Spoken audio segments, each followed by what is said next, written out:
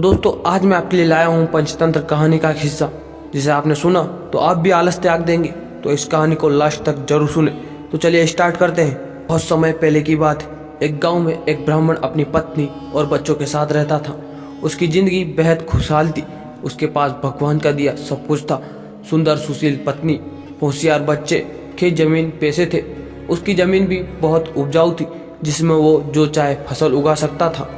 लेकिन एक समस्या थी कि वो खुद बहुत ही ज्यादा आलसी था, कभी काम नहीं करता। उसकी पत्नी उसे समझा समझा कर थक गई थी कि अपना काम खुद करो, खेत पर जाकर देखो, लेकिन वो कभी काम नहीं करता। वो कहता मैं कभी काम नहीं करूंगा। उसकी पत्नी उसके आलस से बहुत परेशान थी, लेकिन वो चाहकर भी कुछ नहीं कर पाती। एक दिन एक साधु ब्राह्मण के घर आया और ब्राह्मण ने उसका खूब आदर सत्कार किया। खुश होकर सम्मान पूर्वक उसकी सेवा की। साधु ब्राह्मण की सेवा से बहुत प्रसन्न हुआ और खुश होकर साधु ने कहा, मैं तुम्हारे सम्मान व आदर से बहुत खुश हूँ, तुम कोई वरदान मांगो। ब्राह्मण को तो मुंह मांगी मुराद मिल गई। उसने कहा, बाबा कोई ऐसा वरदान दो कि मुझे खुद कभी काम ना करना पड़े। आप मुझे कोई ऐसा आदमी दे दो जो मेरे सारे काम कर दिया करे। बाबा ने कहा, ठीक है ऐसा ही होगा, लेकिन ध्यान रहे तुम्हारे पास इतना काम होना चाहिए कि तुम उसे हमेशा व्यस्त रखो। यह कहकर बाबा वहाँ से चले गए और एक बड़ा सा राक्षस नुमा जिन प्रकट हुआ। वो कहने लगा, मालिक मुझे काम दो, मुझे काम चाहिए। ब्राह्मण उसे देखकर पहले तो थोड़ा डर गया और सोचने लगा। तभी जिन्न बोला, जल्दी काम दो वरना मैं तुम्हें खा जाऊंगा। ब्राह्मण ने कहा, जाओ और जाकर खेत में पानी डालो। यह सुनकर जिन्न तुरंत गायब हो गया और ब्राह्मण ने राहत की सांस ली और अपनी पत्नी से पानी मांगकर पीने लगा। लेकिन जिन्न कुछ ही देर में वापस आ गया और बोला, सारा काम हो गया, अब मुझे और काम दो। ब्राह्मण घबरा गया और बोला कि अब तुम आराम करो, बाकी काम कल करना। जिन्न बोला, नहीं मुझे काम चाहिए वरना मैं तुम्हें खा जाऊंगा।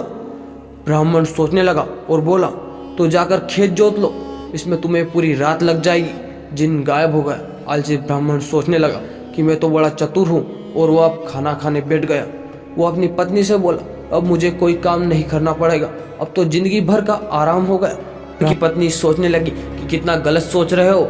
इसी बीच वो जिन्न वापस आ गए और बोला, काम दो, मेरा काम हो गया, जल्दी दो वरना मैं तुम्हें खा जाऊंगा। ब्राह्मण सोचने लगा कि अब तो मेरे पास इसको देने के लिए कोई काम नहीं बचा, अब क्या होगा। इसी बीच ब्राह्मण की पत्नी बोली, सुनिए मैं इसे कोई काम दे सकती हूँ। ब्राह्मण ने कहा, दे सकती हो, लेकिन तुम क्या काम दोगी। ब्राह्मण की पत्नी ने कहा, आप चिंता मत करो, वो मैं देख लूंगी। वो जिन्न से मुखातिब होकर बोली, तुम बाहर जाकर हमारे कुत्ते मोती की पूंछ सीधी कर दो। ध्यान रहे पूंछ पूरी तरह से सीधी हो जानी चाहिए। जिन्न वहां से चला गया। उसके जाते ही ब्राह्मण की पत्नी ने कहा, देखा आपने किया लालच कितना खतरनाक साबित हुआ। पहले आपको काम करना पसंद नहीं था, लेकिन अब आपको अपनी जान बचाने के लिए सोचना पड़ रहा है कि उसे क्या काम दे। ब्राह्मण को अपनी गलती का एहसास हुआ और वो बोला, तुम सही कह रही हो, अब मैं कभी आलस नहीं करूं, लेकिन अब मुझे डर इस बात का है कि इसे आगे क्या काम देंगे। यह मोती की पूंछ सीधी करके आता ही होगा, मुझे बहुत डर लग रहा है, हमारी जान पर बनाइए, अब तो यह हमें मार ही डालेगा। ब्राह्मण की पत्नी हंसने लगी और बोली, डरने की बात नहीं, चिंता मत करो, वो कभी भी मोती की पूंछ सीधी नहीं कर पाएगा। वह जिन्न लाख कोशिशों के बाद भी मोती की पूंछ सीधी नहीं कर पाया। पूंछ छोड़ने के बाद फिर टेढ़ी हो जाती। रात भर वो यही काम करता रहा। ब्राह्मण की पत्नी ने कहा, अब आप मुझसे वादा करो कि कभी आलस नहीं करोगे और अपना काम खुद करोगे। ब्राह्मण ने अपनी पत्नी से वादा किया और दोनों चैन से सो गए। अगली सुबह ब्राह्मण खेत जाने के लिए घर से निकला तो उसने देखा जिन्न मोती की पूंछ सीधी ही कर रहा था। उसने जिन्न को छेड़ते हुए पूछा, क्या हुआ, अब तक काम पूरा नहीं हुआ क्या। जल्दी करो, मेरे पास तुम्हारे लिए और भी काम है। जिन्न बोला, मालिक मैं जल्द ही यह काम पूरा कर लूंगा।